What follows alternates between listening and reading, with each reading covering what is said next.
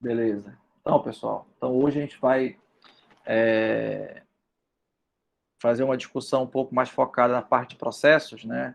Usando o material do professor Marco Túlio, que é um material bem conciso e tal, dá para a gente ter uma introdução interessante sobre isso. Então, até agora, a gente entendeu, né, sobre processos de uma maneira focada apenas em requisitos, ou seja, quando a gente fala em requisitos de software, é uma etapa de um projeto de desenvolvimento de software, mas é uma etapa inicial e muito importante, como a gente vem discutindo lá desde o início, né? Que caso eu não identifique claramente o que o sistema deve ter e o que ele não deve ter, né, que seria o escopo, a gente de fato pode começar a desenvolver uma coisa que não era aquilo que era necessário para o cliente. Posso desenvolver coisas a mais, eu então vou estar perdendo tempo e ao mesmo tempo perdendo dinheiro, ou posso estar desenvolvendo coisas a menos, que aí eu vou estar depois sendo cobrado pelo escopo faltante, ou de forma errada. Você pode até ter feito o negócio, mas as regras, os cálculos, o que era necessário para atender aquele domínio, estão errados. Aí você pode ter aí que corrigir, ou se isso for detectado somente quando o sistema já estiver em produção, rodando e tal, você pode até, de repente, levar multa, depende muito do contrato aí, olha, o sistema não faz o que deveria fazer isso, você não implementou corretamente e paga a multa pelo prejuízo. Normalmente isso não acontece, mas dependendo do tipo de suporte, isso pode acontecer. Ou seja, é prejuízo sempre. Ou seja, você faz software, não é assim, estou fazendo o sistema e se quiser, usa. Não. Dependendo do domínio do teu cliente, existem responsabilidades aí. Assim, pensem nos que a gente chama de sistemas críticos. Sistema para a saúde. Imagina fazer um sistema que controla a vida da pessoa, os sinais vitais. E que caso o sistema não detecte claramente, o algoritmo não funcione como deveria, para verificar se existe uma falha ali de pulso, etc., e a pessoa não foi assistida por um médico, não gerou alerta a tempo, a pessoa morreu, olha a responsabilidade. Né? Então, requisitos é a primeira etapa. Agora, a gente vai dar uma olhada no processo como um todo, ou seja, entender um pouco mais quais são as principais etapas para desenvolvimento de software. Né? Então, a gente vai discutir isso aí agora nesse material de processos. Então, a gente tem que entender primeiro que existe uma diferença muito grande entre desenvolver software e outras áreas. Então, a gente pode imaginar que por estar dizendo que a gente vai fazer uma engenharia de software, a gente se aproxima da engenharia civil ou de uma fábrica. Né? A pessoa diz, tem uma fábrica de software. Mas, na verdade, é o contrário. Tá? É o contrário. Porque a questão aqui é que existe do desenvolvimento de software, não existe, na verdade, no desenvolvimento de software, certas características de previsibilidade. Então, por exemplo, você vai construir uma casa, assim, normalmente você já tem ali um projeto técnico exato de dimensões, de parede, assim, se variar é centímetros. E se você vê que a parede está torta, você manda desfazer, porque realmente tem como você avaliar claramente, é físico, né? Você bate o olho e já vê.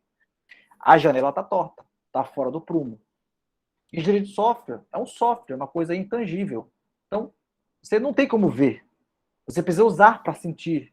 Né? E esse sentir depende do usuário também. Então, a qualidade, a funcionalidade depende do uso. Não depende só de eu dizer que está ok ou não. A não ser que seja uma coisa matemática, mas em termos de funcionalidade, fluxo, tem que usar para saber se funciona mesmo. Né? Então, não tem como comparar esse tipo de processo, esses dois tipos de engenharia. Então, existe um grau, sim, e um grau, assim, relativamente grande de imprevisibilidade quando a gente está falando de desenvolvimento de software. Porque, além da questão de ser intangível, tem a questão também das pessoas envolvidas. Existe uma diferença muito grande de tecnologia, de linguagem, tudo isso é uma linguagem nova, tipo o pedreiro. O pedreiro aprendeu a usar o martelo e o serrote. Tem um serrote 2.0 hoje? Tem, é um serrote, entendeu? Tudo bem, pode ter lá uma cortadeira e tal, mas é uma outra ferramenta. Mas, tipo, todo dia tem um upgrade da cortadeira lá, sei lá, que é a ferramenta que ele usa? Não tem. Software não. Todo dia pode ter um upgrade, eu estou usando Flutter, Java. Aí o upgrade veio com bug, aí você se enrola por causa do bug, o negócio que veio. Todo dia tem atualização no Windows, o Windows estraga teu sistema. É por aí, entendeu? Existe um grau também de imprevisibilidade das ferramentas, dos processos, das pessoas, que também gera um risco alto de você poder prever prazos e tudo antes, né? No começo, no desenvolvimento de software, era natural se pensar o que se chama hoje de waterfall. Tá? Waterfall, em inglês, é cascata. Então, imagine esse gráfico aqui, é como se fosse uma cascata, ou seja, é natural que você imagine que o desenvolvimento de software é requisitos, depois você faz análise, termina tudo, faz um projeto, depois termina tudo, faz o código, depois termina tudo, faz os testes, depois termina tudo, entrega para o cliente e bota no ar. É natural você imaginar que é assim, porque você faz assim com outras coisas. Faz uma casa, faz o piso, parede, tararã, teto, cobre, entrega. Elétrica, bota as tomadas, ligou, pronto, está funcionando. Tchau. Só que software é muito complicado isso aqui. Então, na prática, o waterfall ele acaba não sendo um processo factível, tá? Por vários motivos que a gente ainda vai discutir. Mas quero que vocês lembrem isso aqui. Esses nomes aqui, não é porque um depois do outro, numa sequência como está aqui, não faz tanto sentido, que esses caras aqui não existem. Existem. Essas são as principais fases do desenvolvimento de software. Então, as principais fases são requisitos, análise, projeto, codificação, testes, implantação, suporte e por aí vai, evolução. Tá? Então, essas são as principais fases. Isso cai na prova, isso cai em concurso, vai fazer concurso fora de analista, não sei o quê. Deve cair alguma coisa desse tipo. Tá? E aí, justamente o que eu falei, a segunda metade da disciplina, a gente vai focar nesses dois caixinhas aqui. Análise, projeto e um pouco de codificação, porque na codificação a gente acaba vendo lá, conseguir usar um gerador de código, a gente consegue também olhar um pouco codificação de projeto. Testes e implantação aí já é foco de outras disciplinas, como engenharia de software 2, etc. Tá? Mas isso aqui é o foco da segunda metade da disciplina. A questão é essa, eu já comentei, né? O waterfall não funciona com software. E é porque são diferentes. Construir um software diferente de construir uma ponte, uma casa, enfim, até celular. Ah, mas na tecnologia? Mas celular é o seguinte, amigo. Tá aqui a placa, solda, vai, solda, junta, vai, tá aqui celular. É isso. Você tem um processo que consegue repetir, é fabril. Software é um produto não físico que, mesmo que você queira fazer o mesmo sistema duas vezes, a mesma pessoa vai fazer diferente. A não ser que ela copie e cola um código igual. Se ela começar do zero, ela não vai fazer igual. A mesma pessoa. Imagina empresas diferentes fazendo o mesmo sistema. Vai sair coisa diferente. Então, prazos diferentes.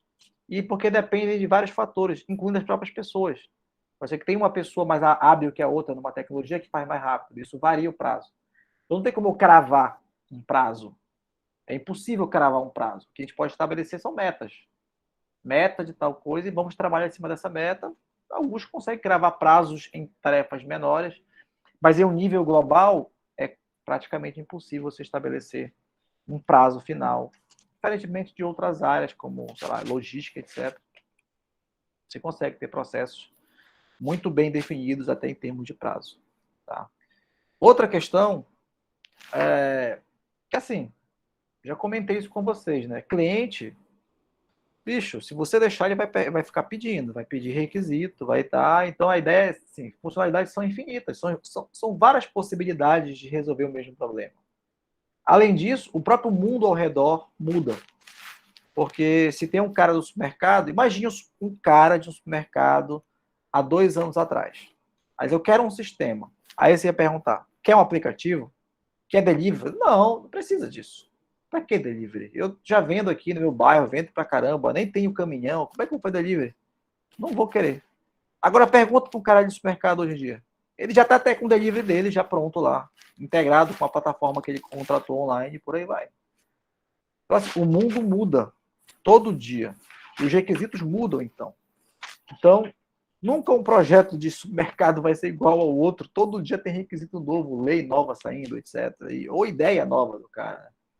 Então, por isso que é muito importante na fase de requisitos você definir um escopo. Essa palavra é mágica, porque quando você entende o que é o escopo, que é a lista de requisitos, o que ele vai ter, o que não vai ter, você está preparado para tratar de negócios, que é contrato. Porque você vai estar, vocês têm que ter assim, essa visão de que sempre vai ter coisa nova. Então, como é que eu vou terminar um projeto? Você vai ter cumprido o contrato.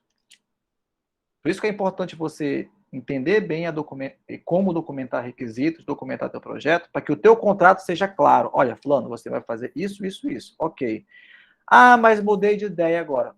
Ok, isso aqui não estava no contrato, isso aqui é um outro requisito, vamos cobrar mais por isso. Ok? Ok. Entendeu? Ele não tem como não argumentar. O problema é você não fazer contrato, não definir escopo de um projeto e o cliente não quer saber. Olha, mudou o requisito, no contrato dá a interpretar, está ambíguo, não está claro que isso não estava incluso, então tem que fazer. Ele vai estar no advogado e vai conseguir que você faça. Ok, aí você vai se dar mal, porque, enfim, você vai ficar trabalhando infinitamente para aquele cliente, dado que, já comentei, né? Praticamente toda hora tem requisito novo. Uma hora você vai ter que dar um basta. A não ser que você seja empregado daquele cara. Tipo, ele está me pagando aqui, tem um salário fixo, eu sou do setor de TI desta empresa e eu recebo mensal, o que ele precisar eu faço. Aí, amigo, ó, tudo bem. De fato, se preocupar com o escopo pode não ser um problema tão grande. Talvez prazo, etc., seja um problema. Agora, quando você está como prestador de serviço para um terceiro que está contratando para fazer, no estilo fábrica de software, aí sim, isso que eu estava falando para vocês é bem crítico. Tá?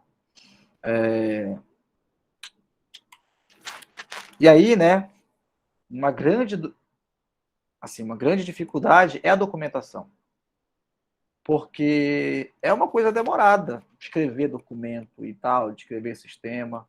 E pode ser que demore tanto que depois que eu terminar de fazer isso, já mudaram os requisitos, tanto tempo que demorou. Se eu comecei a fazer um sistema em 2019 e terminei em 2021, a pandemia pode ter mudado todos os requisitos. E o que funcionava em 2019 não funciona em 2021. Então não pode demorar tanto. Então, nesse mundo do engenharia de software, onde a gente tinha assim, muitos processos que eram grandes em termos de coisas a fazer, muita coisa, muita tarefinha, muita tarefa para fazer, querendo definir prazos exatos para isso, ou tentando ser cascata, em 2001 surgiu um movimento conhecido como Manifesto Ágil, né, onde engenheiros de software, pessoas que trabalhavam em projetos de empresas grandes, que estavam lidando com essa loucura no dia a dia de tentar cumprir prazos impossíveis, etc., e lançaram um manifesto, tentando deixar claro que software não é fazer uma casa, software não é construir uma ponte, software depende muito das pessoas, software com muita documentação pode ser uma perda de tempo, tem que documentar, mas também não pode ficar só fazendo documentos sem programar, e que o software, principalmente, ele só vai ser testado ou validado se estiver na mão do usuário. Se eu mandar para o cara um documento, ele vai ler aquilo, mas tipo, ok, mas cadê o sistema? Quando ele vê o sistema, opa, peraí, não era bem assim. Ah, mas esse estava no documento. Ah, mas não foi isso que eu entendi. Agora, quando você entrega mais rapidamente para o teu público-alvo um protótipo, um sistema rodando, mesmo que pequenininho, ele vai ter, de fato, uma sensação melhor e vai te dar uma resposta de validação, se aquilo era aquilo mesmo que eu estava esperando no projeto. Então, aqui a revolução, né, entre aspas, seria justamente, ao invés de fazer um sistema com uma entrega só, é fazer várias versões do mesmo sistema, por isso que tem aqui S++, né, tipo incrementos, pequenos incrementos no sistema, em pequenos pedaços, até que no final eu tenha tudo junto. Tá? Então, essa é a ideia do processo iterativo, incremental. O que é iterativo incremental? É justamente, eu tenho vários ciclos, ou seja, várias iterações, onde dentro de cada iteração dessa, dentro de cada caixinha dessa, ele tem lá requisitos, código, teste, entrega. Aí depois, requisitos, código, teste, entrega. Requisitos, código, teste, entrega. Requisitos, código. Isso aqui são vários mini projetinhos, se você for imaginar assim. Então ele vai fazendo várias iterações. E a cada interação dessa, ele dá um incremento no escopo total. Então, entrega um cadastro, depois entrega um relatório, depois entrega não sei o quê, mas vai entregando coisas que o usuário já vai testando e, de preferência, nem sempre é possível, já vai usando, inclusive, em produção, se você conseguir. Tá? Deu para entender até agora, pessoal, esse conceito do que é um processo iterativo incremental e o que ele diferencia de um projeto, entre aspas, cascata, né, que é um processo que faz tudo para depois mostrar para o cliente no final de um projeto. Deu para entender? Sim. Beleza. Então, a ideia é essa. Né? Então, validar um sistema é muito importante. Porque ele não sabe o que quer. Assim, ele diz, eu sei o que eu quero. Mas quando ele vê a tela, que diz, não era isso, a minha ideia era outra. Então, e o seu cliente, ele não é programador, ele não é um designer, entendeu? É uma pessoa que está na área dela, que deve usar uma coisa ou outra, deve usar o celular, né? Tem uma ambientação com o celular hoje em dia. E que, tipo, ela só vai realmente ter ideia do que você está imaginando quando ela vê funcionando. Então, quanto mais cedo você levar incrementos, pedaços, vai validando, melhor. E isso já tem estudos, né? Ciência por trás de vários projetos que conseguiram avaliar os resultados de percepção do usuário, etc. E realmente existe um resultado melhor quando você entrega partes menores e vai validando junto com ele. Então, a ideia aqui é o seguinte, pessoal. O que é processo ágil? A metodologia ágil. Não, ágil é rápido. Não. A pessoa se engana. Ágil é ser iterativo e incremental. Isso que é ser ágil. Esse que é o significado de metodologia ágil. É você ser iterativo. Então, existem vários processos com a sigla ágil, mas que esses processos, no fim das contas, têm por princípio ser iterativos, de entregar para as partes do software, do sistema, de forma incremental, até que, depois de um tempo, aí aqui depende muito da metodologia aqui, você tem a entrega do escopo total. Ou isso nunca acaba. Se você pensar, por exemplo, no Nubank, primeira versão, segunda, terceira, quarta, quando vai acabar o Nubank? Eu acho que nunca. Tem uma equipe de devs lá, de sei quantas pessoas trabalhando todo dia. Novas features, correções, melhorias, novas leis, novos mercados, tradução para o inglês, querem para o mundo. Ok. Aí, ó. Incremental. Que essa é a natureza de qualquer sistema. Tá? Não quer dizer que todo sistema tem gente programando todo dia. Pode ser que tenha um sistema que está ali, aí ele dá uma parada, fica em manutenção, aí pode ser que de tempos em tempos apareça uma demanda nova, um ajuste e tal. Ou seja, não acaba, só não vai ter todo dia gente mexendo, mas que vai acabar dificilmente. Pensando no sistema operacional, o Mac OS, versão última aí, tem software sendo atualizado. Daqui a 3 versões novas, provavelmente o que funciona na versão atual não vai funcionar. Não vai funcionar. Tem que atualizar o software. O software, para continuar funcionando na última versão do Mac, teria que ter feito o upgrade. Ou seja, os programadores têm que atualizar o sistema. Acabou. Tá? Então, a grande questão aqui, além da questão do ser iterativo, né, do processo ágil, é ter menos ênfase em documentação, ou seja, a gente vai ter mais ênfase em código funcionando, em protótipo. Não quer dizer que a gente não faça diagrama, não quer dizer que a gente não documente nada, requisito, lugar nenhum. Documenta sim, e muito bem documentado. Só que se tiver que fazer documento que ninguém vai ler, ninguém vai fazer. Ponto final. É o essencial, o necessário. A questão também é menor ênfase em Big Upfront Design, ou seja, não vamos tentar projetar o sistema todo antes de fazer as primeiras partes. Pode ser que lá na frente, aquele módulo de relatório que eu tinha imaginado, mude todo. Então, por que eu vou pensar em relatório agora se eu estou fazendo o cadastro? Isso é meio ruim, porque, assim, é uma ênfase, mas na prática, dificilmente algum cliente vai aceitar. Não, mas como é que eu não vou saber o relatório agora? Vou pelo menos fazer um rascunho do relatório. Então, se tu vai fazer lá na frente e eu não sei o que é, não sei se tu consegue fazer. Então, tem que também balancear isso aí, tá? Mas, assim, a teoria me diz que eu não deveria fazer isso. Mas na prática, a gente tem que pelo menos fazer um rascunho geral do sistema e depois a gente vai detalhando. Isso aí realmente é o melhor na prática. Tá? E uma coisa que é chave. envolvimento constante do cliente. Deve existir um envolvimento no projeto do cliente desde o início. Ou seja, ele tem que estar disponível para validar a qualquer momento ou de forma muito breve o que vai sendo feito. Porque justamente se demora o feedback do cliente, eu vou atrasar meu processo. Porque o incremento depende da validação. E se o cliente demora a validar, eu vou ficar aqui esperando ele validar, eu vou perder meu tempo, basicamente. Então, se eu não tenho uma forma de ter um cliente ou representante dele próximo, não dá certo o método ágil. É melhor ir para o cascata. Tá? Enfim, e aí, né? Enfim, programação, etc. Tem várias técnicas de desenvolvimento que estão diretamente relacionadas também à ideia de desenvolvimento ágil. Tá? Então, métodos ágeis, como eu já falei, né, dão consistência às ideias ágeis, né, aquelas ideias de menos documentação, mais foco em iteração, coisas incrementais, etc. Então, existem vários processos ou metodologias conhecidas no mercado, deixa eu falar de alguns aqui. Tá? Basicamente, eles definem o seu processo e um workflow com papéis, pessoas, o que eles devem fazer. Aqui eu vou falar de 3 principais, tá? Que são os mais conhecidos hoje. Primeiro, o XP, segundo, o Scrum e o terceiro, o Kanban. Então, e também, antes de tudo, né, não existe bala de prata. Essa é uma frase que está nos livros de engenharia de software, eu sempre gosto de usar, ou seja, não tem um lobisomem, não tem como matar o lobisomem. Não tem como dizer, esse é o processo. Se eu usar ele, 100% de certeza. Não existe isso. Não existe isso. Porque depende das pessoas, depende da empresa, depende de testar. E também esses testes podem levar a novas metodologias mais atualizadas.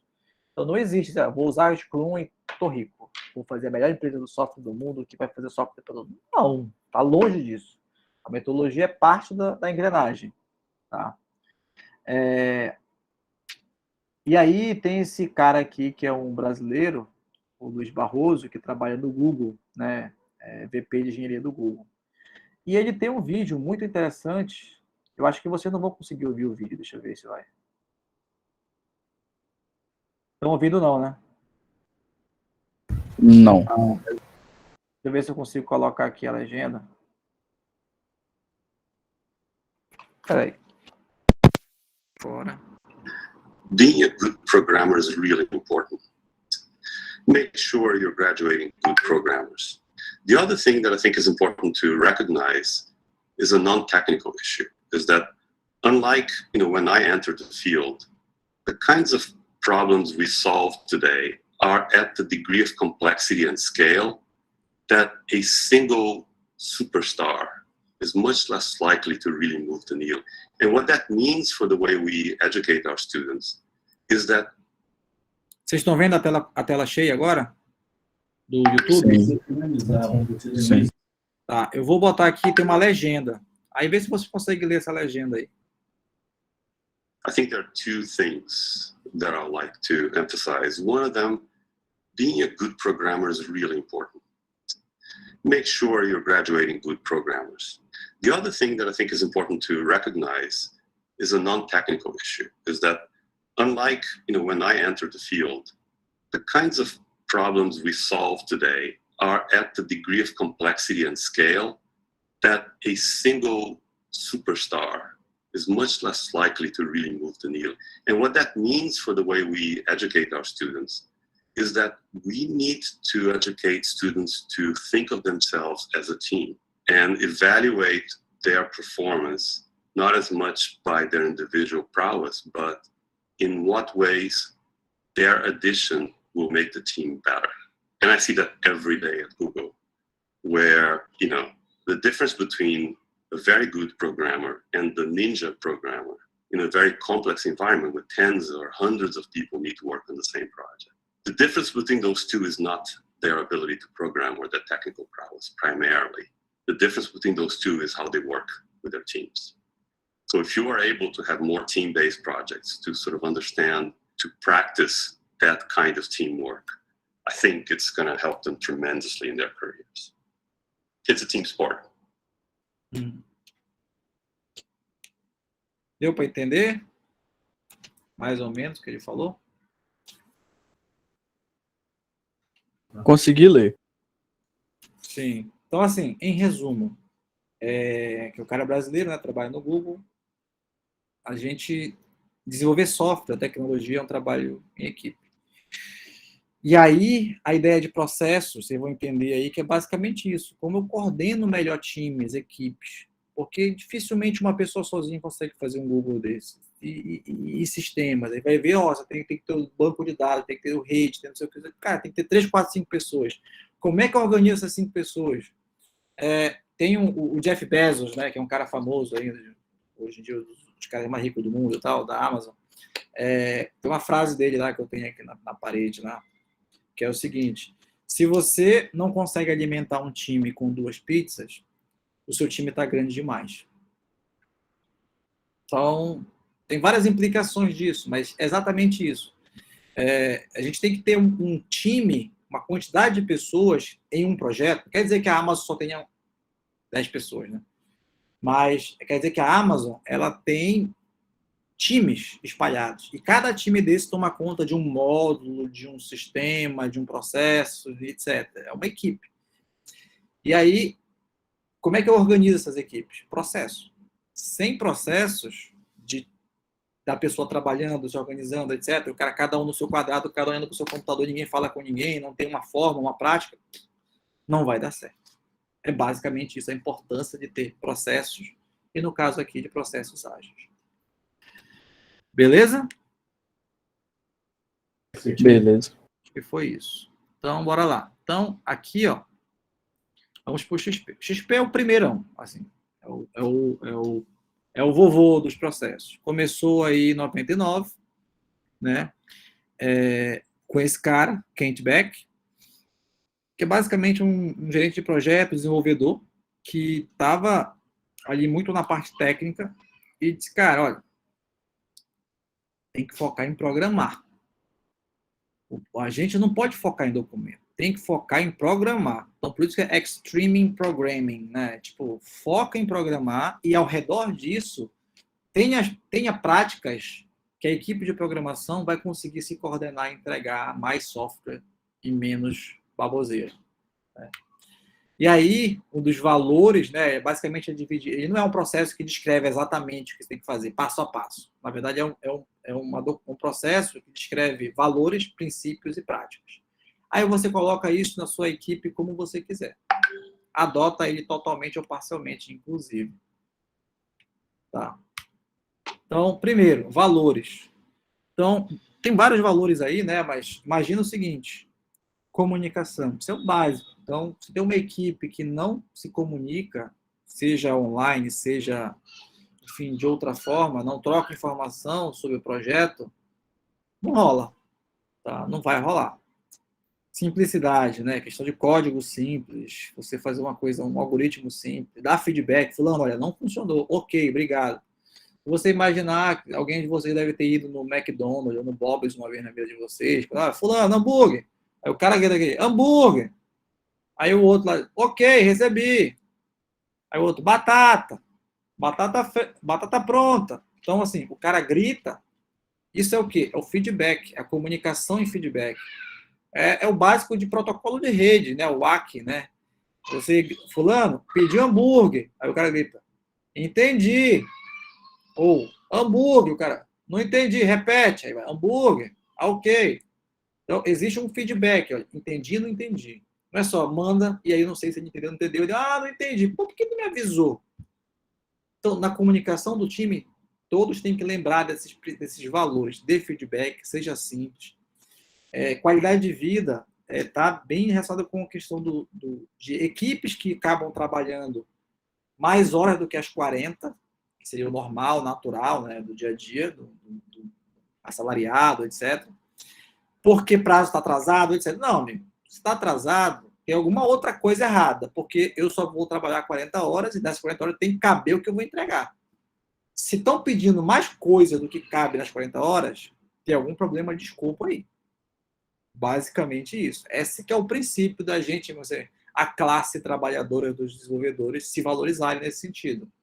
Não aceitarem e pensar que isso pode ser um problema do processo, do projeto, da escopo. Que se está trabalhando mais do que eu deveria, tem problema de escopo, não problema meu. Eu estou fazendo o meu trabalho aqui. Então, é basicamente isso, a parte de valores, tá? Esse aqui de coragem é interessante para o desenvolvedor, tipo, não ter medo de testar, de trocar módulo, de atualizar o software. Não, porque saiu o Windows 11. Aí o software vai ser feito no Windows 10, aí daqui a 6 meses, quando for lançado, todo mundo vai estar instalado no Windows 11, não vai ter sido testado. Então, cara, não teve atualização de sistema operacional? Então, tenha coragem e atualize. Ah, mas vai estragar o que eu estava fazendo. Mas não faz parte do processo atualizar a tecnologia? Então, faça. Então, ter coragem de mudança, alteração, para sempre pensando no escopo, né, no resultado final técnico do software, ele ser o melhor. Então, os valores são isso que eu comentei, né? São a base aí. E os princípios, né? Então, tem vários princípios aí. O que é mais conhecido, talvez, que vocês não de cara não entendam, né? Mas imagina o seguinte. A gente só consegue fazer incrementos, assim, tipo, evoluir o sistema a partir de menores incrementos. O que eu chamo de baby steps. Ou seja, bicho, tem que fazer um módulo de compra de passagens aéreas. Nossa, tem que pagar cartão, boleto. Que coisa louca. E aí? Já fica com medo? Vamos pensar agora um pouco, né? É o famoso dividir para conquistar. Vamos pensar em baby steps. Qual é o primeiro passo? Não, é definir as classes. Ok. Segundo passo é fazer Pix. Terceiro passo é boleto. Quarto passo, cartão. Quinto passo, autenticação de não sei o quê. Ok. Então, você pensando o teu sistema, né, teu sistema como um todo, em pequenos pedaços, incrementos diários, no final você vai conseguir alcançar o objetivo completo. Então, esse é um princípio de não se assustar com um escopo grande e quebrar esse escopo em pequenos pedaços. Né? Então, você tem que pensar nisso no dia a dia.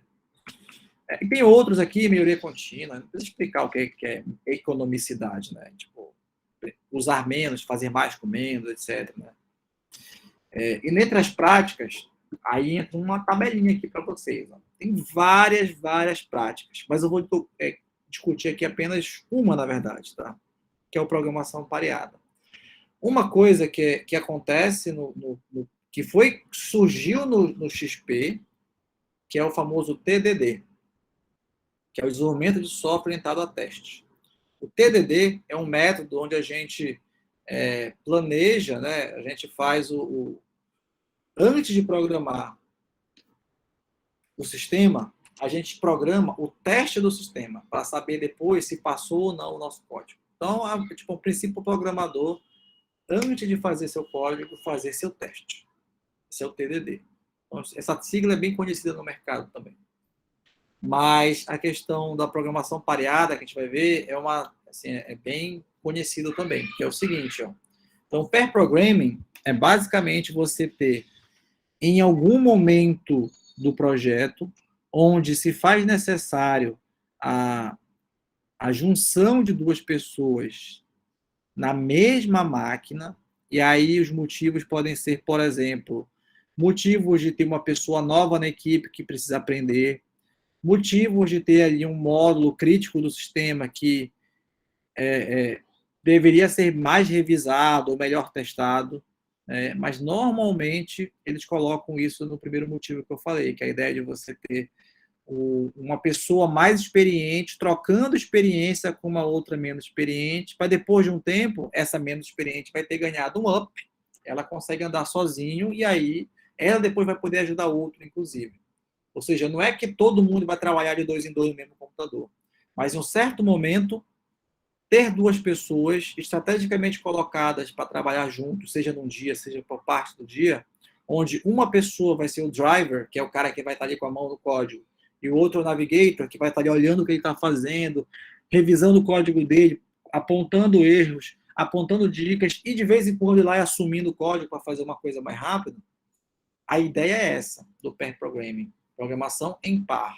Duas pessoas, uma ali mexendo, o principal, outra olhando e observando, para que o resultado final seja o melhor possível, em termos de qualidade e até troca de experiência. Porque enquanto o driver está programando, a ideia é que o driver seja o menor experiente, né? Então, o driver está ali programando, olha, fulano, para aí, olha, tu fez essa classe assim, usa essa outra biblioteca aqui que fica mais rápido, cara. Não sabia, obrigado, ele vai lá e faz, pô, aprendeu. Aí o cara, olha, cara, tá usando esse método, já tem a versão 2.0 aqui. Aí o cara, obrigado. Então, o objetivo é esse, do Navigator ser mais experiente que o Driver para essas experiências. Isso é o pair programming. Isso meio que criou uma, assim, é meio estranho. Eu vou perder dinheiro, eu vou estar pagando 2 para fazer uma coisa só, mas isso não é fixo, permanente, isso é temporário. E essa troca de experiência depois gera um resultado positivo. Aí tem tese de doutorado, tem de mestrado, artigos falando sobre os resultados de aplicação de pair programming em projetos do ambiente de software. Vocês podem ir atrás no livro relatando, mas tem ciência também relatando isso. Que sim gera um impacto positivo. Porque, no fim das contas, quanto mais pessoas mais experientes você tiver, você vai tendo pessoas mais sênior, né? Então, se eu vou ajudar uma pessoa menos sênior a se tornar mais sênior com um pair programming temporário naquela semana entre uma pessoa mais experiente e ela, faço. Pensando no médio e longo prazo, vou ter um resultado bem melhor de troca de conhecimento com gente mais safa na equipe. E aí, né, esse aqui é um resultado, né, que eu tinha falado, né, do engenheiro da Microsoft 2008, dentre os artigos, eles relataram isso, ó, redução de bugs, código de melhor qualidade, disseminação de conhecimento e aprendizado com os pares. Exatamente o que eu falei. Mas tem a desvantagem que é o custo. Enquanto, naquele momento, as pessoas trabalhando em par, realmente você vai ter 2 pessoas fazendo o trabalho de um, pode ser um custo maior, mas isso se paga lá na frente, porque se você reduzir o número de bugs e o bug é um custo alto, se for encontrado junto ao cliente, na verdade você vai estar economizando dinheiro, porque está deixando de pagar uma multa pelo bug ter sido encontrado lá na frente, né? Obviamente, é uma coisa difícil de mensurar, né? Outro princípio do XP, que acabou influenciando, inclusive, outras coisas que hoje, no dia a dia, acontecem, né, é o ambiente de trabalho. Então, a ideia do ambiente de trabalho é você ter um ambiente aberto, ninguém isolado, mas tipo, ó, aqui, ó, todo mundo aqui em mesas, que possam se ver, se falar rapidamente, não tem um cara aqui no cantinho dele que ninguém vê o que ele está fazendo, ele não pode falar com ninguém. Então, eu falar com ele, tem que levantar a cabeça. Não, fulano, você olha para o lado e fala com a pessoa. Esse ambiente mais aberto também é um princípio do XP, que depois acabou influenciando, né? Às vezes você trabalha numa empresa ou vê isso hoje em dia, Google, etc. Nossa, é isso. Pois é, mas se você olhar como era filme de década de 80, é todo mundo na sua baia, bonitinho ali. Tipo Matrix, né? Você vira o filme do Matrix aí, vê que lá é no Neo, cada um na sua baia e tal. Aquele é o estilo que o XP é contra. Tem que estar um ambiente aberto, arejado, com as pessoas, inclusive, ó, com quadros visíveis para as pessoas acompanharem, né, as tarefas. E aí a ideia de post-it, etc., você ter um ambiente visual, né? Um outro princípio do XP são os famosos contratos de escopo aberto, que é o que eu estava falando para vocês. Escopo é o que o sistema deve ter ou não. E escopo fechado, né, é quando a gente, tipo, não é corpo fechado, escopo fechado. Tá? Escopo fechado é quando a gente, desde o início do projeto, define lá um preço, um prazo fixo e pronto. Aí eu vou terminar o contrato, está aqui, esse era o escopo para entregar. Se quiser mais, é um novo contrato. Mas existe contrato de escopo aberto, né, que hoje em dia se torna um pouco mais comuns, mas ainda assim existe uma resistência grande do mercado, do cliente principalmente. Porque é o contrato, diga, amigo, ó, eu vou fazer um contrato por iteração e você paga por hora de trabalho. E o que eu consegui te entregar, eu te entreguei. Se você quiser mais, pague mais horas. E acabou. A cada nova iteração, você vai renovando. Então, imagina o cliente saber, mas quanto tempo vai demorar para entregar aquele sistema gigante que eu quero? Não sei. Me contrate aí, vou te fazendo mês a mês. Me paga 5 mil por mês, pode ser que demore 1 ano, pode ser que demore 2. Ok. Aí, tipo, é difícil o cara aceitar um negócio desse, né? Mas, né, se você for pensar de uma forma respeitando as características de projeto de software, que é escopo sempre muda, tá tudo mudando, etc., seria o ideal, escopo aberto. Você tem um tipo de pergunta de prova também, né? O que é um contrato de escopo fechado, escopo aberto? Né? Então, basicamente, escopo fechado é quando, antes de fechar, já fecha prazo e custo, e valor, né? Preço. E escopo aberto, a gente faz uma iteração e paga por hora e quando termina o projeto. Não tem prazo para terminar o projeto. Tá? Só que esse tipo de contrato exige realmente uma maturidade muito grande do cliente e uma confiança que aquela empresa não vai estar te enrolando, tá pagando hora para o cara ficar ali te enrolando, não tá fazendo realmente o que deveria ter feito. Tem que ter uma confiança também. Tá? Então, tem que ter uma confiança grande que isso está sendo feito de forma honesta. Beleza, pessoal? Entenderam um pouco do XP? Sim. Professor, só sobre o ambiente de trabalho ali, que você falou que o XP é contra aquela pessoa isolada ali no canto dela, então quer dizer que o home office empacou um pouco nisso daí? Porque cada um na sua casa, assim, e tá cada vez mais comum, né, o home office. Sim, sim, não. Aí tem que pensar que é um princípio, ele não diz como você deve fazer.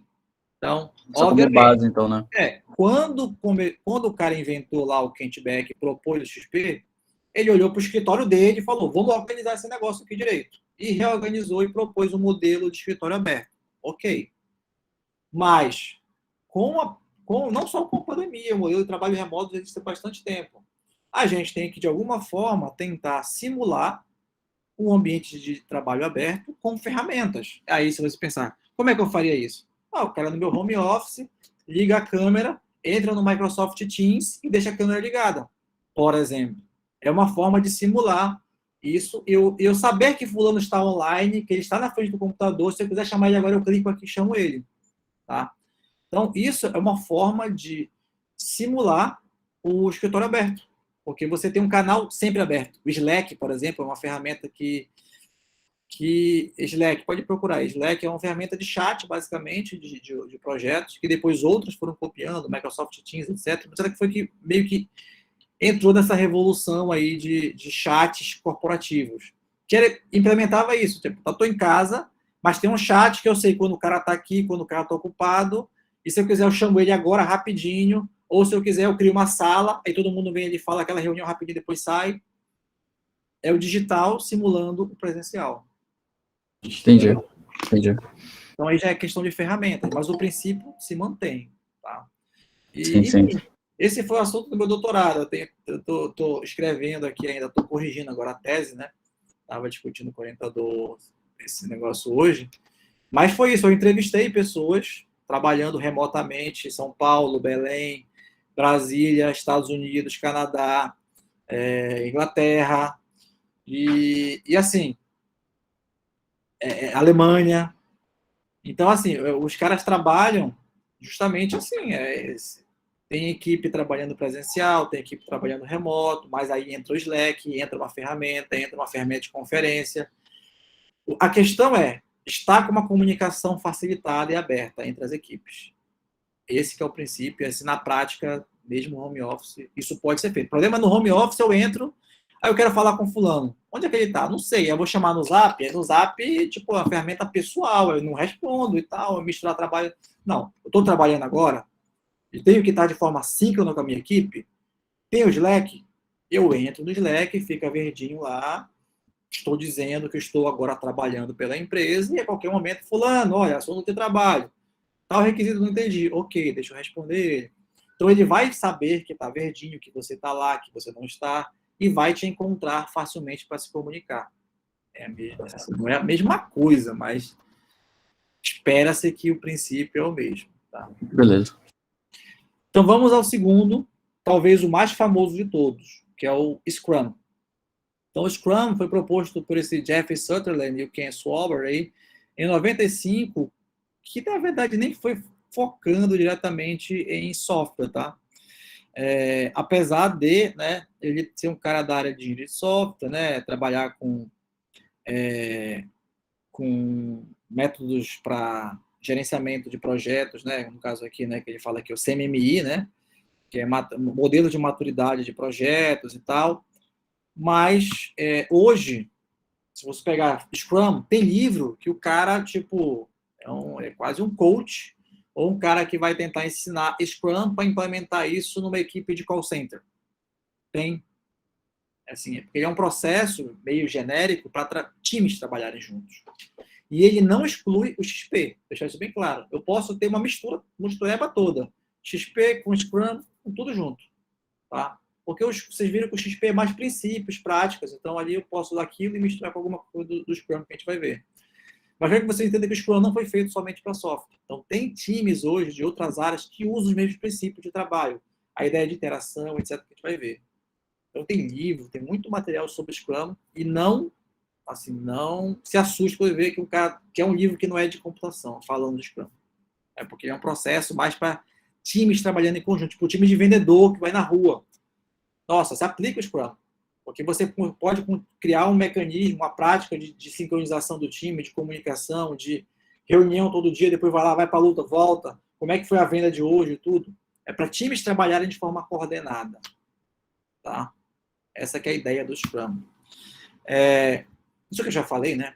Então, e aí, como é que funciona a ideia do Scrum? Ele tem uma palavra-chave que é muito usada hoje, que é a famosa sprint. Então, sprint, se você for pensar pela tradução do inglês, é uma corridinha, né? Uma sprint. Vou dar um tiro ali, né? Uma corrida. E a ideia é essa, de você criar várias sprints. Ou seja, você criar várias corridas, várias entregas, várias versões. Ou seja, cada versão daquela é uma sprint. A cada iteração do iterativo incremental, está aqui a figura, né? Que eu tinha mostrado antes, é uma sprint. Essa sprint ela pode ter um período. E esse período normalmente tem que ser curto. Até um mês no máximo. Normalmente 2 semanas, 15 dias uma sprint. Pode até ter tempo menor, tipo semanal. Mas assim, uma sprint, ó, essa semana vamos trabalhar nesse modo, beleza? Beleza. Segunda-feira, primeiro dia, olha, fulano vai fazer isso, fulano vai fazer isso aqui fica para fulano. Vamos tentar fazer tudo até quarta, testar quinta e sexta, homologar. Ok? Ok, galera. Vamos lá, time. Pum. Segunda trabalha, terça. E aí, galera, como é que foi o de ontem? Rapaz, olha, acho que não vai dar para sexta-feira, não. Não? O que conseguiram fazer? Não, vamos testar. Amanhã a gente conversa. Está com essa dificuldade? Fulano está com dúvida? Tira a dúvida rapidinho. Volta. Quarta. E aí, pessoal? Não, deu. Eu estava com a sensação que terça-feira não ia dar, mas amanhã a gente vai conseguir botar para testar. Beleza. Fulano, conversa com o ciclano, ok? Volta. Sexta-feira. E aí, galera, entregamos? Ó, deu para entregar isso aqui. O que deu certo e o que deu errado?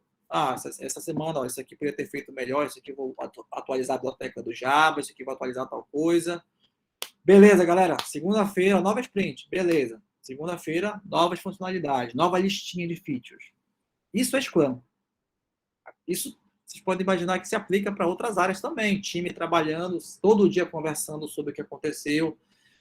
Eu conversando na terça, para tentar entender se na sexta vai dar para entregar, ou seja, eu estou tentando me antecipar a problemas, porque vai que na quarta-feira o pessoal já tem quase certeza que não vai dar tempo, ele já avisa logo, olha, a gente estimou errado, não vai dar certo essa estimativa. E aí?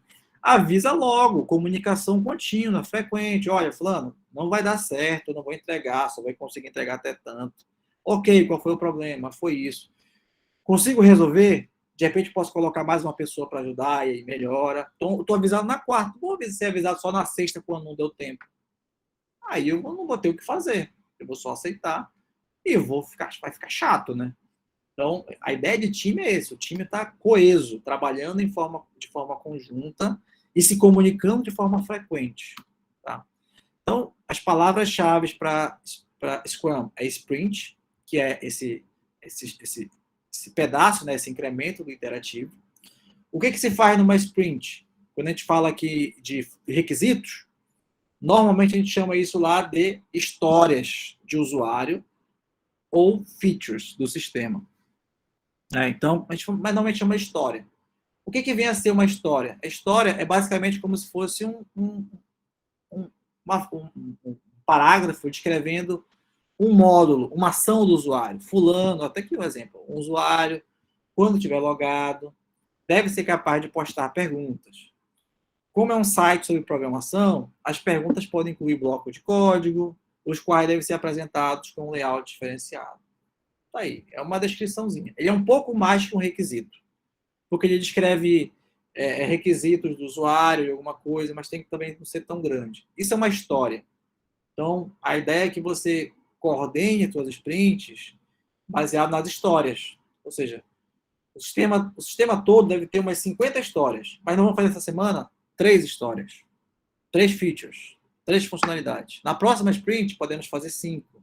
Na outra, 10. E aí depois a gente termina as histórias. Esse conjunto de histórias, que é o escopo, a gente costuma chamar também de backlog.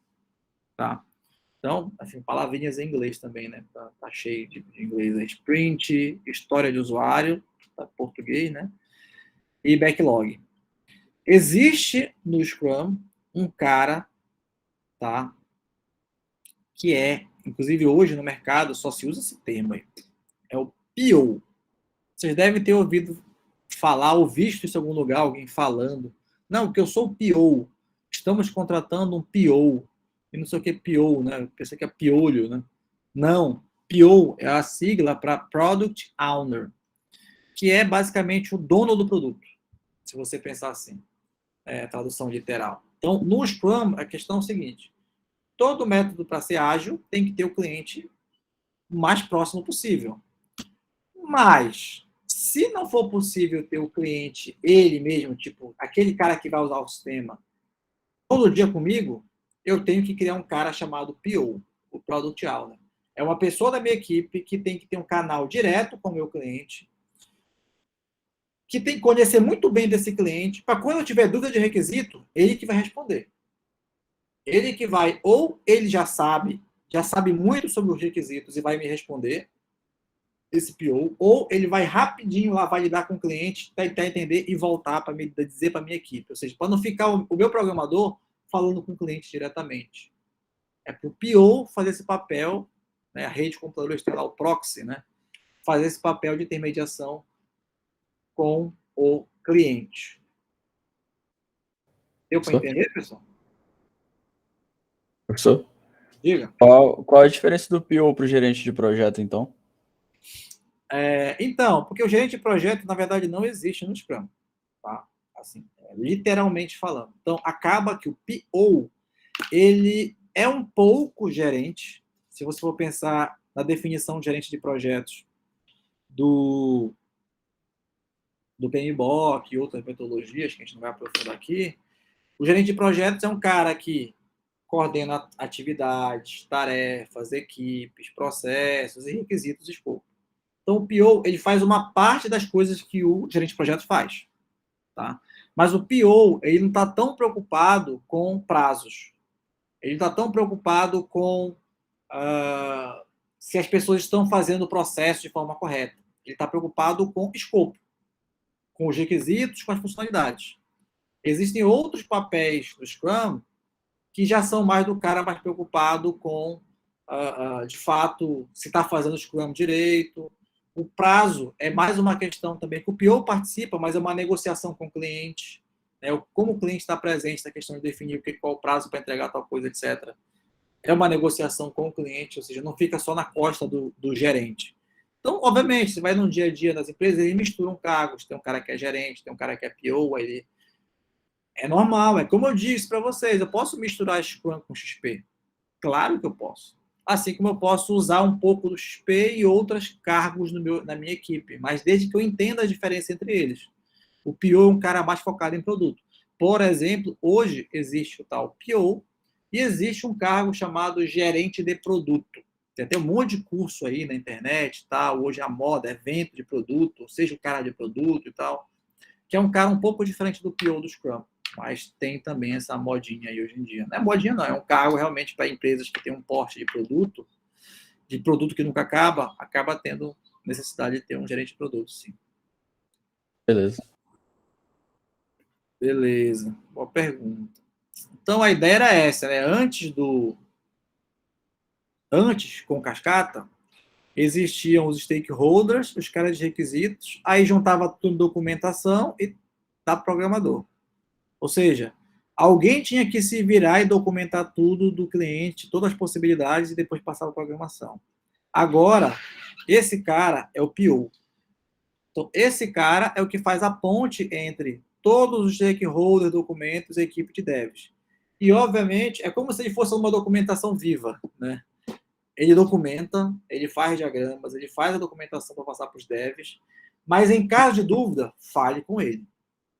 Ele representa, ele vai ter o poder de ver. Mesmo que ele erre, Mesmo que ele diga, olha, agora eu acho que o requisito certo é esse, faz lá, é o dev faz. Aí depois descobri que não era esse, agora faz o outro. Ok, ele tem essa responsabilidade, não quer dizer que ele não pode errar. Mas ele tem que responder para não ficar esperando, para não ficar atrasando, entendeu? Porque esperar cliente é atraso, com certeza. Tá? Então, aqui eu já estava falando, né? O cara realmente prioriza tudo, faz papel. Vejo que ele prioriza as histórias, é como se fosse um pedaço do papel do gerente também, se for pensar. O gerente de projeto é o cara que prioriza as tarefas, diz o que vai ser feito primeiro ou não. É o PO que faz isso. Porque ele representa a cabeça do cliente. Então, se ele conversando com o cliente chegou à conclusão que tal tela tem que ser feita primeiro porque é mais importante, ok, obedecemos ao PO. Entendeu? E se tem requisito novo chegando, é o PO que vai manter o backlog, ou seja, é o cara que vai atualizar. Aí vocês lembram agora lá do PBB, né? E lembrem agora do PO. Não faz sentido agora o que a gente está conversando? Então, o PBB, se você for pensar, é uma metodologia onde um PO faz uma dinâmica com os clientes, stakeholders ali junto, monta o backlog. Aquela ferramenta que a gente viu, né, é basicamente uma ferramenta, é um processo bacana para o PO fazer. E o cara que inventou o PBB era PO. Né? Se você pegar o livro lá do Fábio, né, o Fábio é daqui de Belém, tudo, ele trabalhava na Simbesa, e na Simbesa ele, como PO, viu que precisava fazer esse papel todo dia, priorizar e tal, ele criou um jeito de fazer no quadro, e depois foi refazendo, e depois escreveu o livro sobre isso, que virou o PBB, Product Backlog Building. Então, fazer um cara da Simbesa inventou o PBB? Sim. Não, ele não está mais na Simbesa. Ele é formado aqui em Belém, no Cesupa, trabalhava na Simbesa como PO, né, terceirizado lá, acho era concursado. Começou a fazer isso, ficou legal, escreveu um material, alguns artigos sobre isso, apresentou em algumas conferências de metodologias ágeis, o pessoal foi gostando, se juntou com o Alexandre e tal, um paraense também que é bem conhecido como consultor de métodos ágeis, e lançaram como PBB, como beta, o livro que eu passei para você é o livro beta, e agora tem um livro que é o livro mais vendido na Amazon do conteúdo nos últimos meses, assim, que ele lançou tem uns 3 meses. E nas últimas semanas foi o livro de tecnologia mais vendido na Amazon Brasil. Assim, então, maneiro. E é um paraense. Né? Então, é um método, mas para ajudar o PO. Então, vejo que está juntando as duas pontas agora. Né? Então, aquele processo faz todo sentido para o cara de produto ficar conversando. Então, vejo que o PBB, o cara não vai fazer isso uma vez. O PBB é o cara de requisitos que fala com o cliente e que faz isso de vez em quando. Ou de vez em sempre. Né? Sei lá, a cada 2 semanas, reúne com o cliente, olha, está aqui o backlog. E aí, vamos mudar? Vamos ajustar? Mudou a persona? Tem novos features? Vamos priorizar o backlog? Vamos detalhar melhor então? PBB. É um processo contínuo aí. Então, acho que juntou as pontas aí. E eu não preciso explicar o que é backlog de produto, que a gente já viu no PBB. Né? Então, é basicamente a lista de histórias, de requisitos, né, que foram escritas pelo PO e que vão sendo priorizadas conforme vai passando o projeto, e a dinâmica, pode entrar, pode sair funcionalidade, o cliente mudou de ideia. Agora tem Pix. Então põe Pix, é um novo requisito, é uma nova história. Bota lá, depois vai entrar numa sprint futura. Né? Então, resumindo, Scrum é sprint. Então, sprints são períodos, né? São eventos de a cada 2 semanas, 1 semana, no máximo 1 mês, que são períodos curtos, né, de interação, onde naquele período você tem uma equipe que faz o requisito, documenta, testa, faz tudo e entrega. Release. Depois, próxima sprint. Então, são tiros, né, de entrega, né, as sprints. Então, você quebra o seu projeto em sprint. Você tem o PO como cargo obrigatório aí para esse cara que vai fazer a gestão do produto, dos requisitos. Então, veja que o PO já não é mais não é um cara de requisitos, não é um cara que só documenta requisitos, é um cara que documenta requisitos, planeja projeto, né, e prioriza as coisas e valida com o cliente. Então, ele é meio gerente de projeto, meio cara de requisitos, se você for pensar assim. Né? Estou tentando simplificar aqui de forma didática para vocês entenderem, mas na prática vocês vão ver que é uma coisa um pouco mais dinâmica. E o próprio backlog de produto, que é a documentação dessas funcionalidades, que eu já mostrei para vocês, né, lá o exemplo no Gira, um backlog lá no Kanban. Ok.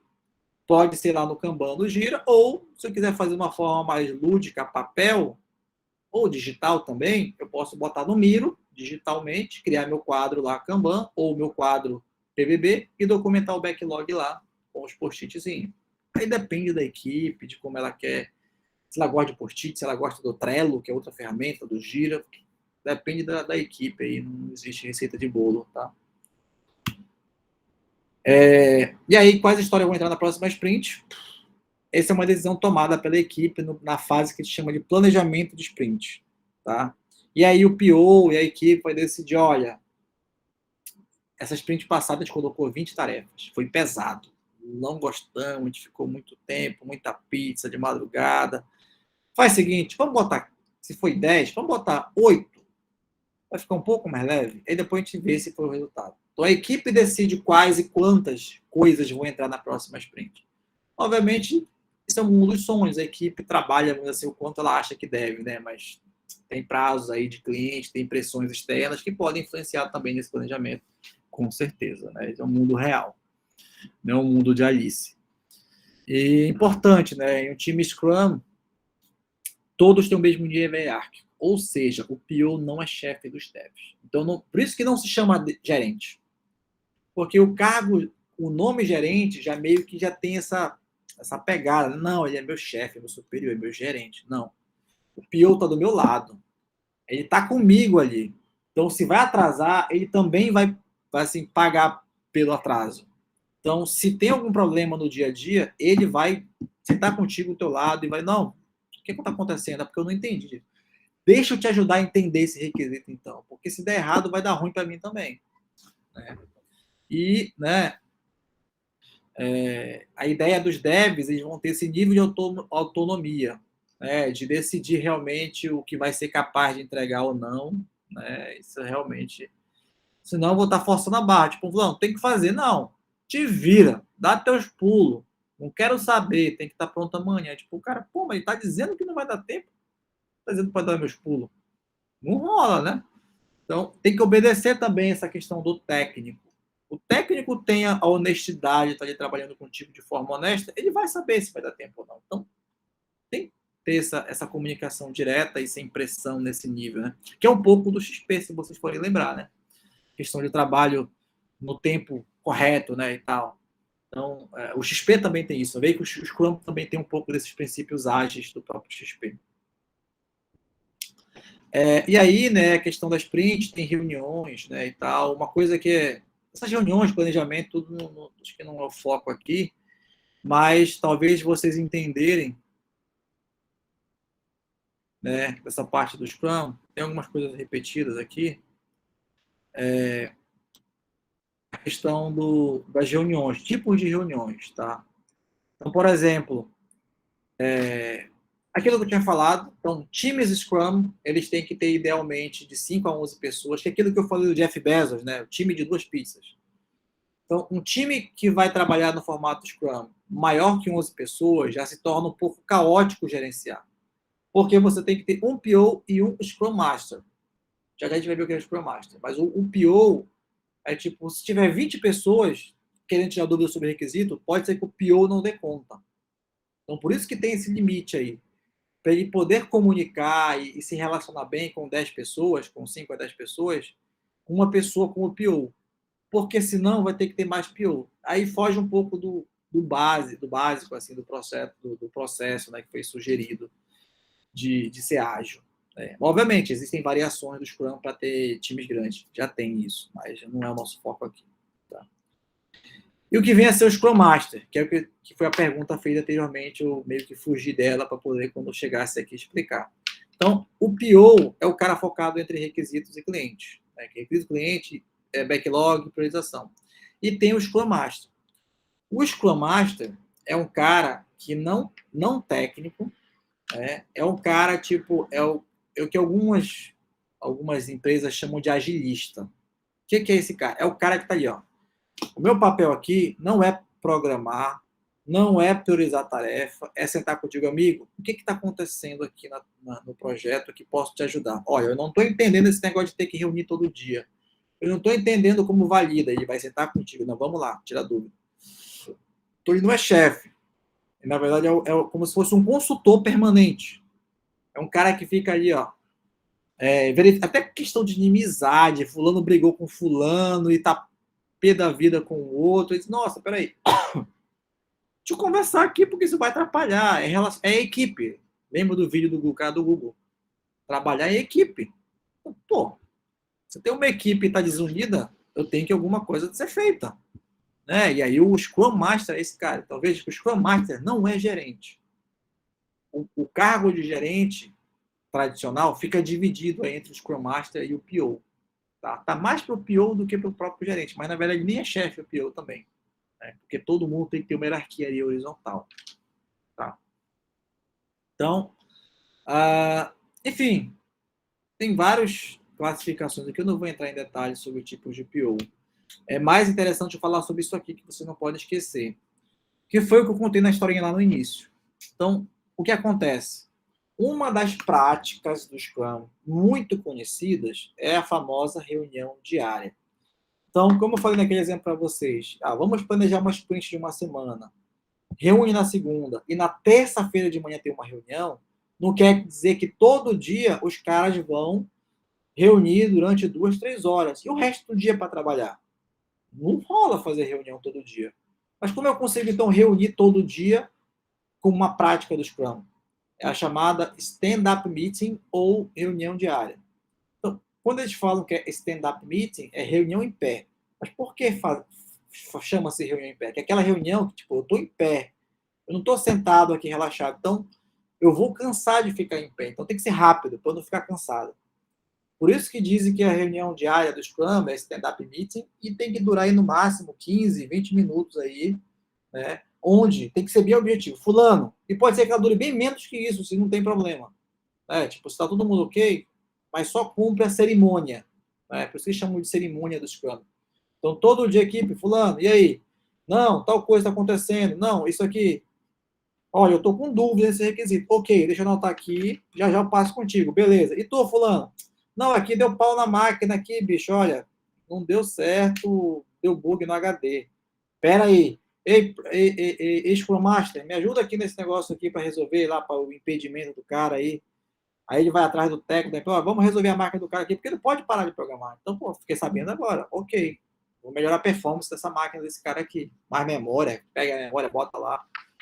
15 minutos. Fulano, cada um fala o seu, todo mundo anotado, cada um vai para sua máquina e trabalha. E aí, se tem alguma pendência para os caras ajudarem, eles vão durante o dia tentando resolver. Mas é uma reunião rápida, de sincronização de times. Agora, lembre do que eu falei para vocês sobre venda. Por exemplo, quando eu fui algumas vezes no hotel lá em Salinas, que tem o time de venda, o time do resort lá que vende e tal. E, assim, eu acho que eles não fazem o Scrum, não uso essa palavra e tal. Mas uma coisa que eles fazem, olha, galera, vai vender hoje, e tal, olha, sexta, sábado, domingo, final de semana, tem muito movimento. Aí vai lá, sexta de manhã, todo mundo se reúne lá no pátio, não sei aonde, lá do estacionamento do resort. Fulano, e aí? Não, olha, eu acho que é melhor tu falar com quem tá de boné, porque esse cara tem mais dinheiro. Sei lá, olha, para vender melhor, vai onde tem criança, porque é o pai e tal, vem com a criança, eles trocam ideias entre eles, naqueles 15 minutos rapidola. Aí, galera, olha, então beleza, vamos implementar essa estratégia hoje e bora ver o que dá, beleza? Vamos, time. Aí vão lá pra praia, trabalha durante o dia e tal. Beleza, no outro dia, rapidola, sabe? Tipo, 15 minutos. E aí, vamos começar. E aí, o que aconteceu? Pô, ontem aquele negócio deu certo, viu? Olha, obrigado pela dica.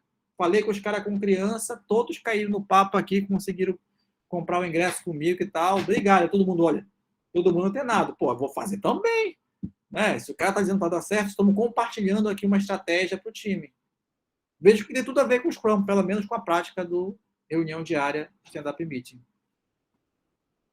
Entenderam, pessoal, essa alusão, essa analogia com o time de venda de praia lá, Salinas? É Scrum, a prática, pelo menos. Não quer dizer que eles estejam fazendo conscientemente isso, o Scrum. Tá? Mas é uma prática que você pode implementar no supermercado. Por isso que o Scrum ele está assim mais aberto hoje do que do que somente para software, que é implementado para coach, para outras coisas. Eu não vou citar nomes, mas tem gente, por exemplo, de redes de lojas, supermercados da região, que implementa o Scrum com o seu time. Time de venda ali no supermercado, planeja metas, planeja sprints. Olha, essa semana é a semana dos pais. Sprint dos pais. Todo dia vai ter reunião para a gente ver qual é a melhor prática, qual é o melhor marketing para poder vender mais. Beleza? Beleza. E bater meta, não sei o quê. É um Scrum. Com sprint, né? Com campanhas, com semanas de promoção. Cara, tem muito empresário aí fazendo isso e otimizando o resultado da sua empresa com times realmente de alta performance, não sei o quê. Com certeza tem um dedo do Scrum nessa metodologia que eles fazem aí. Beleza? E aí, ó, só para finalizar o Scrum, tem a reunião diária, que eu estava comentando, e tem também uma prática que, no final da sprint, a gente faz uma revisão geral daquilo, galera. Acabamos, entregamos tudo. Vamos rápido conversar aqui. O que a gente faria diferente na próxima semana? A galera vai, olha, não, deu tudo ok para mim. Não, para mim, olha, na próxima semana, ao invés da gente tentar fazer backup só hoje, bora fazer backup 2 dias antes, porque assim fica mais rápido. Ok, vamos testar. Então, você faz uma revisão da sprint com o time para que a próxima sprint aprenda com o anterior. Pode ser que não tenha nenhuma alteração, pode ser que tudo seja ok, mas pode ser que tenha sugestão de melhoria. Então, essa é a prática de você. Aí é o resumo do Scrum. Ó. Você tem um backlog sendo construído, aí você tem o planejamento daquela sprint, daquela semana, daqueles 15 dias, todo dia reunião, e aí, tá dando certo, tá dando errado, e aí não vai... de preferência combinado com... que é uma coisa que estava no XP, que é um quadro visual, tarefas visualmente, assim, eu enxergar isso claramente, né? E aí depois acabou, vamos revisar a sprint e tal, tem 2 tipos aqui, retrospectiva e a revisão, e próxima sprint. Ó. Bom, e aí o planejamento da próxima depende do backlog, que pode ter sido alterado pelo PO aqui junto com o cliente, eles vão alterando o backlog aqui, e vai alimentando a próxima sprint. E vai embora. É o ciclo do Scrum. Beleza? Alguma dúvida? Não, tá de boa. Ok. Aqui tem algumas coisas aqui que eu não vou aprofundar, tá, pessoal? Mas questão de time box, de você definir aí... tipo, não tem prazo, mas vou definir aí que eu vou tentar demorar 8 horas para fazer tal coisa. E tentar lá e faz. Planejar e tal. Tem alguns critérios aí, mas não vou entrar em profundidade aqui com vocês, tá? Uma coisa importante é que o quadro visual, né, é o board, né?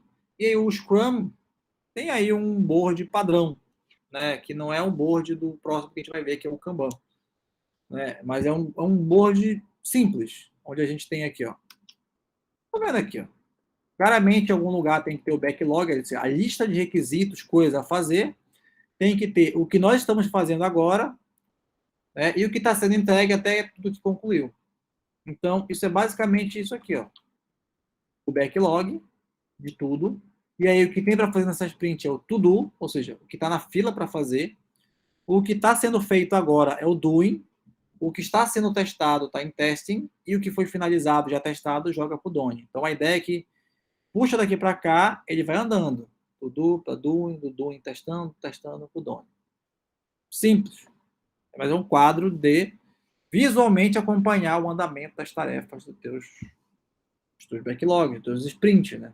Então, você vai ter ele sendo atualizado aí para cada sprint. Aqui um exemplo de um real. Né? Tá aí, ó.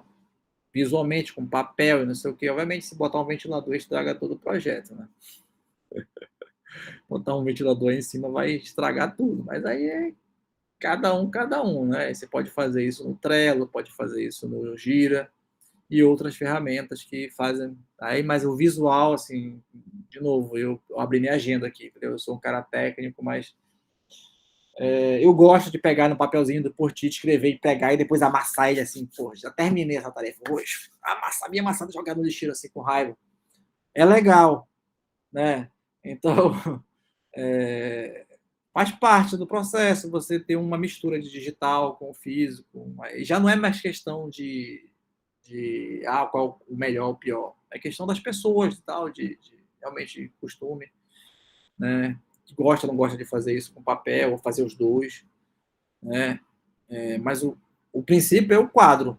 Se está na parede, se está num dashboard online que eu clico e vejo, é visual. Eu consigo ver e acompanhar em qualquer local. É compartilhado. Né? Como eu estou mostrando aqui, ó, o GitHub tem um Kanban lá que você consegue fazer isso também. É um quadro visual de acompanhamento das tarefas. Daí o projeto Mozilla, que é um open source. Basicamente, todos que usam aí ambientes de desenvolvimento de software em ferramentas como GitHub e GitLab já usam um quadro Kanban integrado de gerenciamento de projetos lá. Por trás dos princípios do Scrum, é basicamente como você vai se coordenar aí, ó. O GitLab, ferramentas que já te dão essa visualização das tarefas de forma clara, visual, etc. Tá? Isso aqui eu não vou focar, tá, nessa disciplina, a questão de estimativa de esforço, de tarefa, não vai entrar aqui no escopo aqui, senão a gente não vai conseguir vencer a disciplina. Tá? Isso é mais para engenharia de software 2. Engenharia de software 2, a gente volta para cá, a gente faz um planning poker, a gente faz estimativa aqui e tal, fica bem legal. Tá? Mas não é o foco aqui. E o último, né, para dar tempo aí da gente acabar antes do nosso horário padrão da disciplina, o Kanban. Então, o Kanban, na verdade, assim, o Kanban ele é um princípio de gerenciamento de projeto visual. Ponto. Ele não tem nada a ver com software primariamente. Então, a ideia é, se você pegar aqui, linha de produção da Toyota, década de 50, Japão, como é que eu vou saber que tal peça do carro está pronta para pintar? Porque pode ser que o cara ainda esteja passando uma demão lá na lataria que não posso passar tinta por cima ainda. Aí, se eu errar, vai dar problema. E aqui tem que ser, ó, papum. Fez, próxima peça. Como é que eu vou resolver isso? Os caras começam, bom, vou pegar tipo um post-it. Vou botar uma cor aqui nessa placa. Então, quando eu disser que eu terminei de passar a demão de proteção daquela porta, eu vou botar aqui uma fitinha, amarrar uma fitinha amarela. E como a proteção da porta é preta, a fita amarela por cima do preta fica bem destacado. Aí quando o cara, olha, aquele amarelo lá, traz para cá, tá pronto. Precisa perguntar para o fulano que aquela porta, lembra, década de 50, não tinha computador, não tinha tablet, para bipar, QR Code, não. Aquela porta que está com a fita amarela atrás para pintar. Por quê? Porque está claro para mim que foi estabelecido que aquele código da fita amarela significa que está pronto para pintar, e eu vou mandar pintar agora. Preciso perguntar, o cara foi para o almoço. A pessoa espera o cara voltar do almoço para ele, fulano, já dá para pintar? Olha o tempo perdido. É uma comunicação visual e indireta entre as pessoas. Já botei, tá lá. Então, por exemplo, uma fita amarela, um quadro assim com papelzinho, né, você visualizando. Isso é cartão visual, isso é uma forma de você visualizar, né, uma coisa no teu processo. Então, pode ser a fita amarela, pode ser um código de barra, pode ser um post-it. Isso é a ideia do Kanban. Tá? Então, o Kanban no desenvolvimento de software é você criar um quadro, que aí lembramos lá do quadro do Scrum Board, né? É basicamente um Kanban, onde a gente tem um quadro onde visualmente vamos acompanhar o andamento do projeto. Tá? Então, a gente vai conseguir acompanhar aqui as coisas.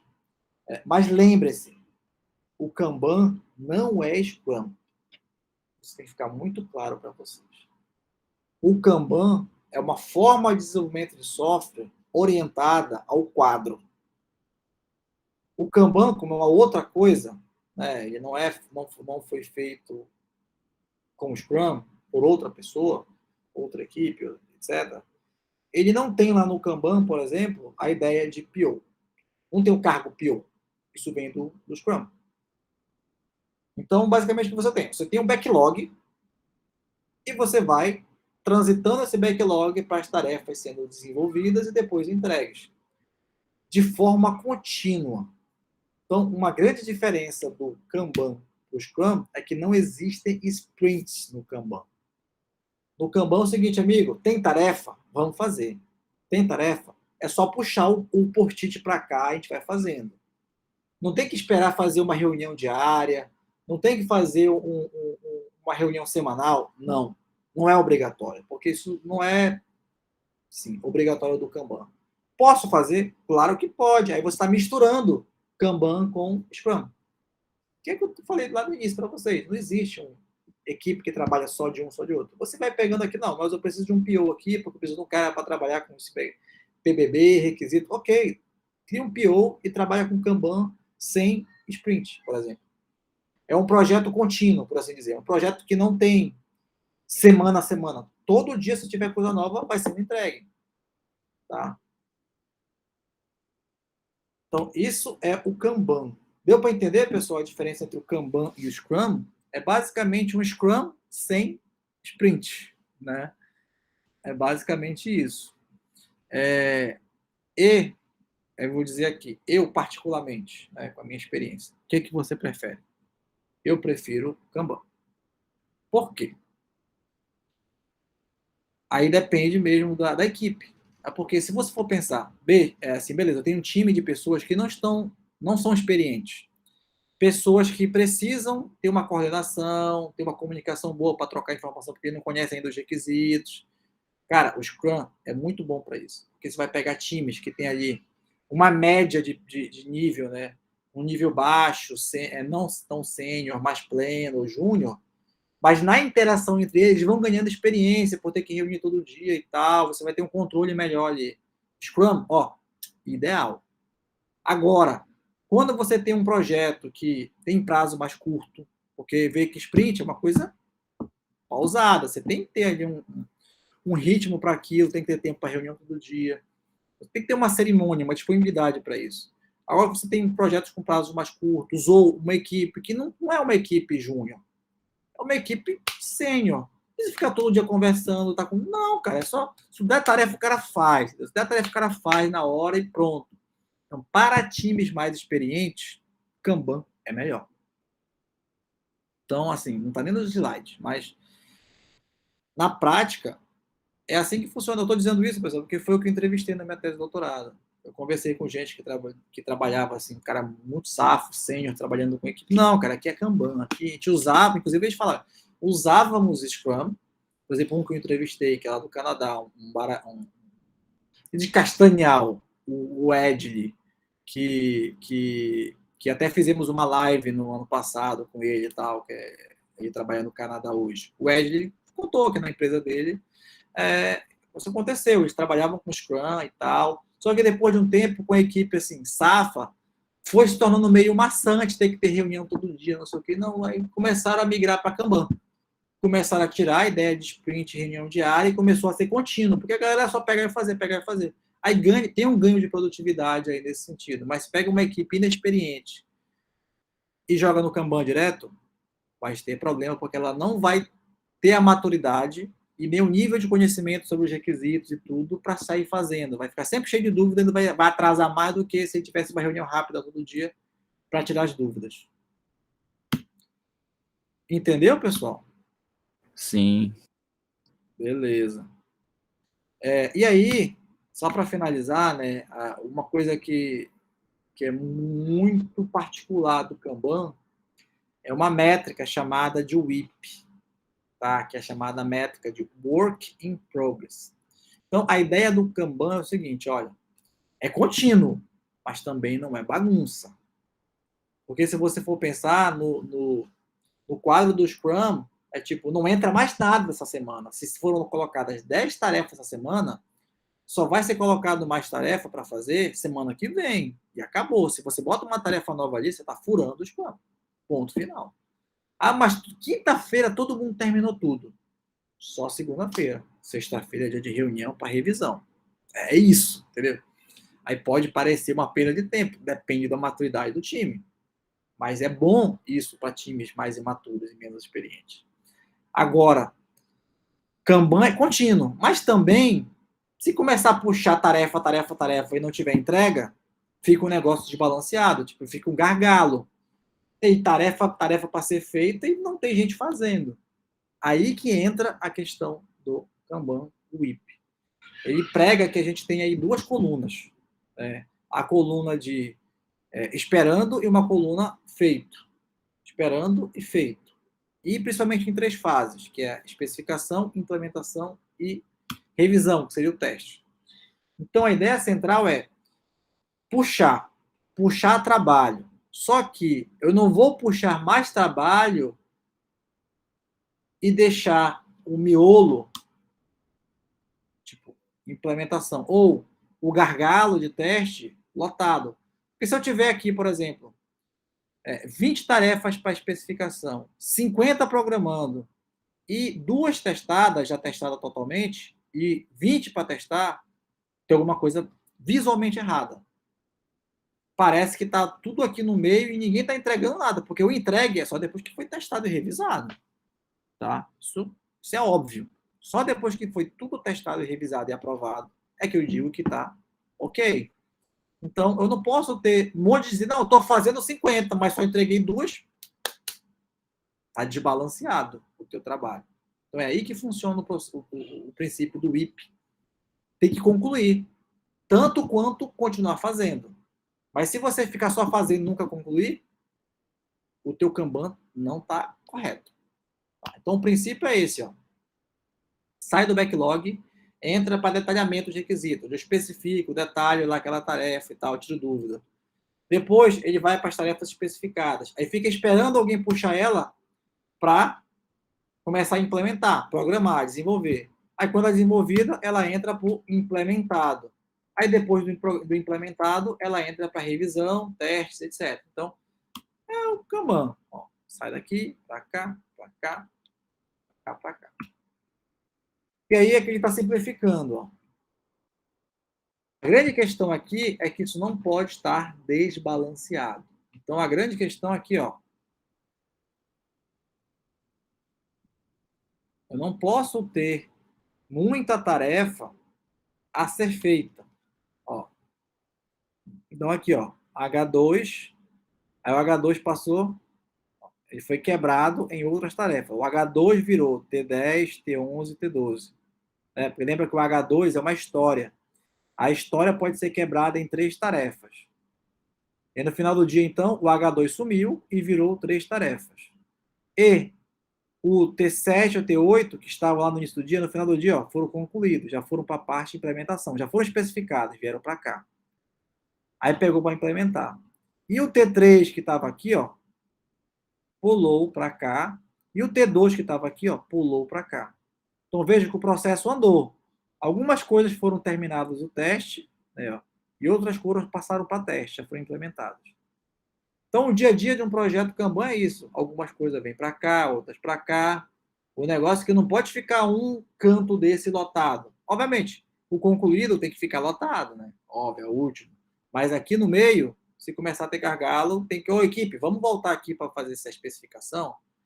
Porque depois que eu terminar de implementar, tipo, se tiver um monte de especificação e tudo pronto aqui, vai começar a faltar tarefa para eu pegar para o próximo.